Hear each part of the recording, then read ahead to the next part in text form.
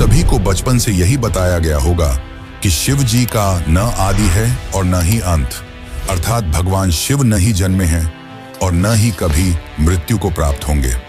पर शायद यह सच नहीं है, क्योंकि विष्णु पुराण और शिव पुराण में शिव जी की उत्पत्ति को लेकर बातें बताई गई हैं। यहाँ तक कि श्रीमद् देवी महापुराण में शिव जी के माता और पिता का भी वर्णन मिलता है। तो आखिर कौन है शिव जी के माता और पिता?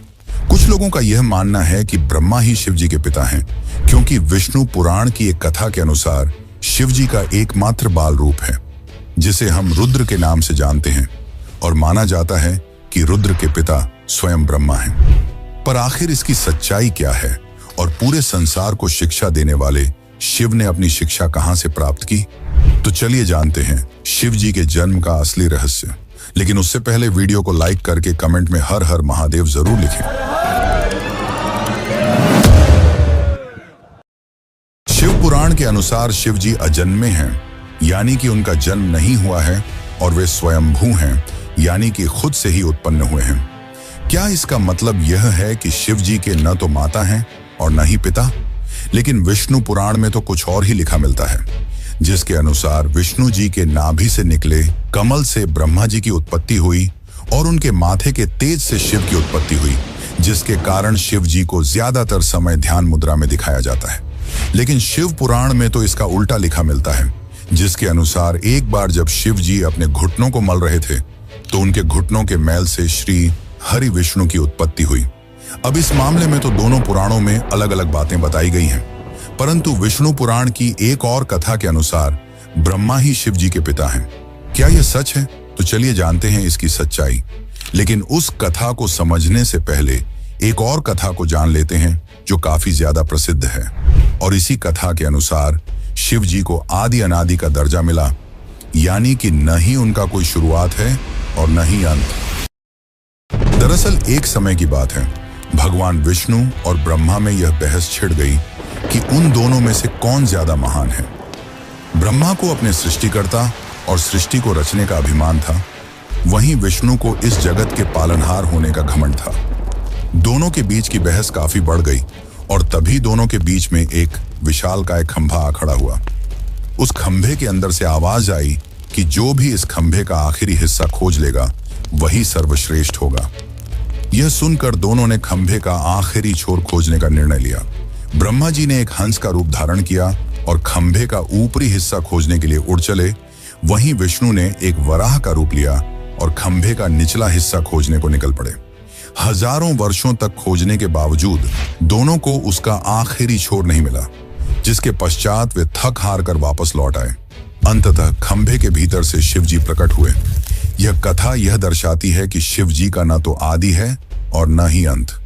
लेकिन दोस्तों, क्या आपको पता है, इसी दौरान जब विष्णु और ब्रह्मा थक हार कर वापस लौटे और जब शिव जी प्रकट हुए, तब उन्होंने दोनों से पूछा कि क्या आपको खंभे का आखिरी छोर मिला? विष्णु ने निराशा भरे शब्दों में कहा कि मैं इसका आखिरी हिस्सा खोजने में असफल रहा, परंतु ब्रह्मा जी ने यह झूठ बोला कि वह इसका आखिरी हिस्सा खोजने में सफल रहे।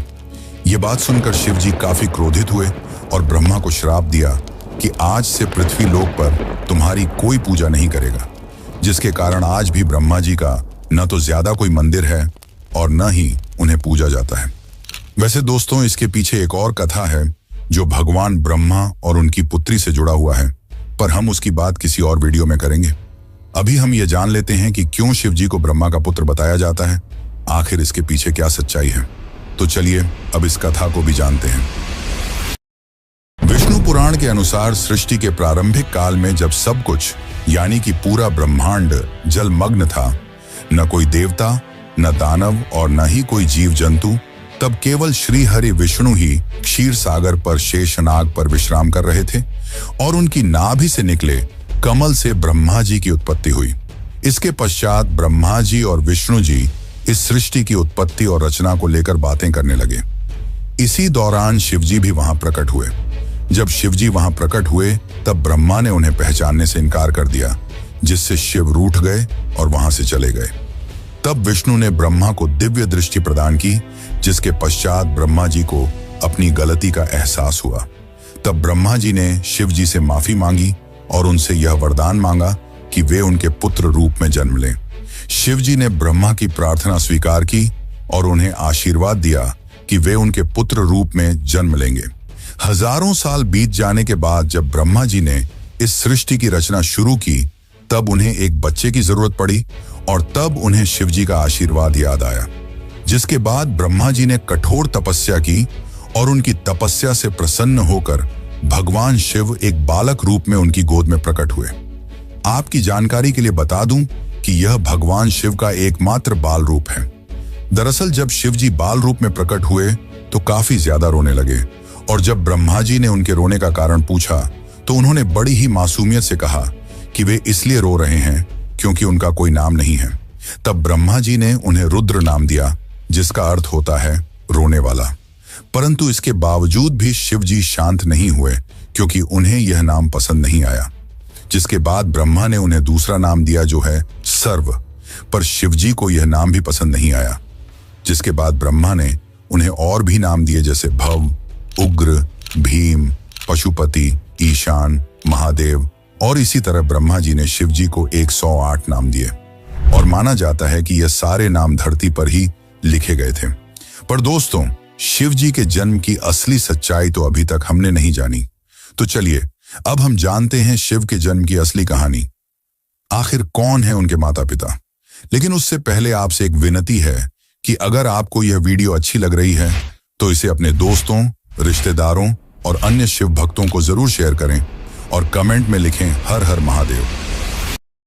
श्रीमद् देवी भागवत पुराण में शिव जी के माता पिता और उनके जन्म की बातें बताई गई हैं। यहाँ तक कि इसमें त्रिदेवों यानी कि ब्रह्मा और विष्णु के भी जन्म की सच्चाई देखने को मिलती है। दरअसल जब हम शिव कहते हैं तो वह निराकार ईश्वर की बात होती है और जब हम सदाशिव कहते हैं तब ईश्वर महान आत्मा की बात होती है और जब हम शंकर या महेश कहते हैं तो सती या पार्वती के पति महादेव की बात होती है। बस बहुत से भक्त यह भेद नहीं कर पाते और सभी को समान मानते हैं। अब श्रीमद् देवी महापुराण के अनुसार देखा जाए तो एक बार की बात है, नारद जी ने अपने पिता ब्रह्मा से पूछा कि इस सृष्टि की शुरुआत किसने की है और साथ ही भगवान शिव, विष्णु और आपके पिता कौन हैं। तब ब्रह्मा ने उत्तर देते हुए कहा कि प्रकृति रूपी मां दुर्गा और काल सदाशिव ही उनके माता पिता हैं और उन्होंने ही त्रिदेवों यानी कि ब्रह्मा, विष्णु और शिव की रचना की है।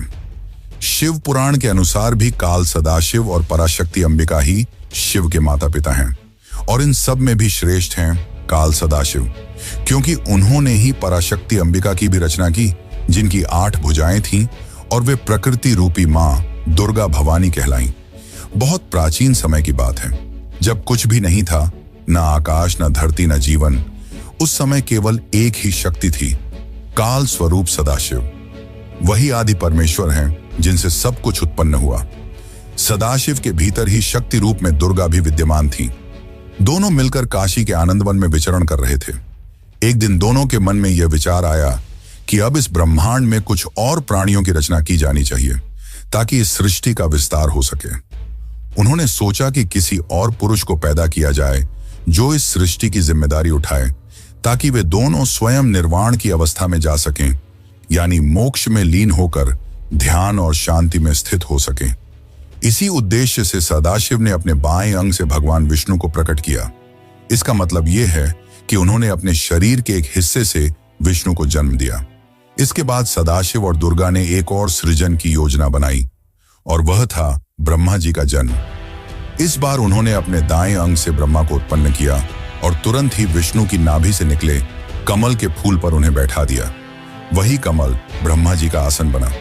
अब जब ब्रह्मा जी उस कमल से उत्पन्न हुए तो उन्होंने सृष्टि निर्माण का कार्य अपने हाथ में लिया। लेकिन एक समय ऐसा आया जब ब्रह्मा और विष्णु के बीच यह विवाद हो गया कि उन दोनों में कौन श्रेष्ठ है, कौन सर्वोच्च है। दोनों की लड़ाई बढ़ने लगी। तभी अचानक एक बहुत बड़ा प्रकाश स्तंभ उनके बीच प्रकट हो गया, जिसकी कथा हम पहले ही जान चुके हैं। दरअसल उस प्रकाश स्तंभ से एक दिव्य वाणी आई। वह खुद ज्योतिर्लिंग रूप में काल थे।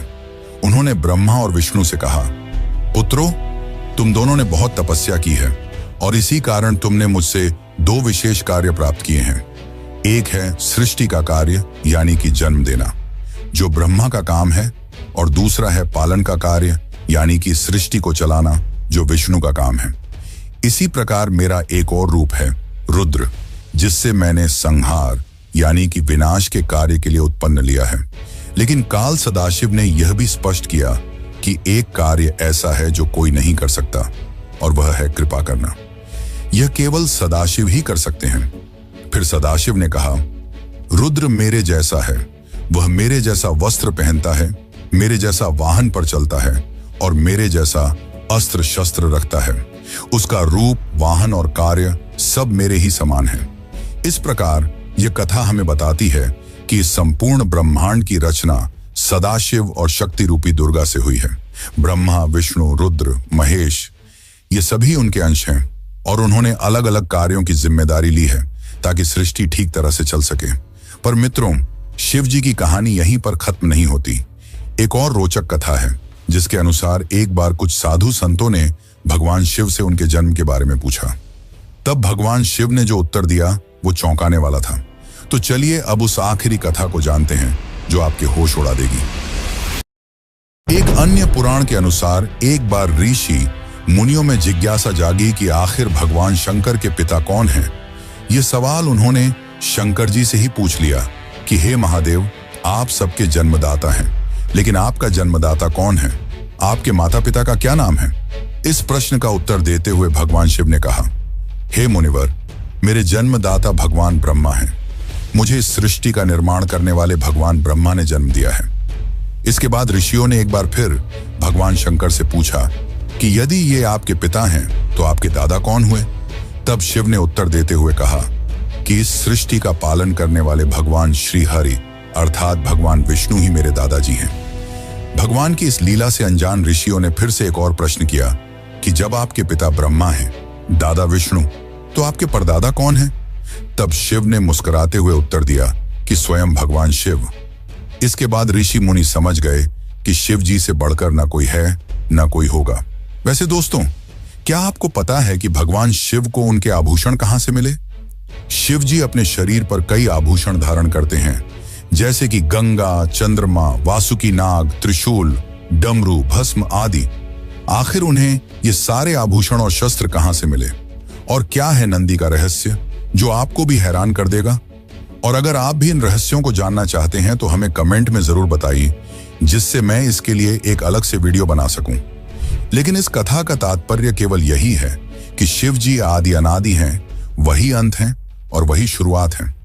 वे सृष्टि के जन्म के पहले भी थे और सृष्टि के विनाश के बाद भी रहेंगे। शिव जो काल से भी परे हैं, जो श्मशानवासी हैं, जिन्हें मृत्यु का भय नहीं, जो मोह से भी परे हैं। लेकिन एक समय ऐसा क्या हुआ कि पूरी सृष्टि का संतुलन बिगड़ गया। शिव एक आम आदमी की तरह दुख में रोने लगे।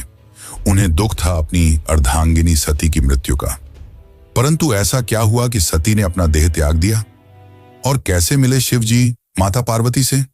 अगर आप भी इस कथा यानी कि सती कथा को जानना चाहते हैं तो चैनल पर जाकर हमारी सती कथा वाली वीडियो जरूर देखें। धन्यवाद।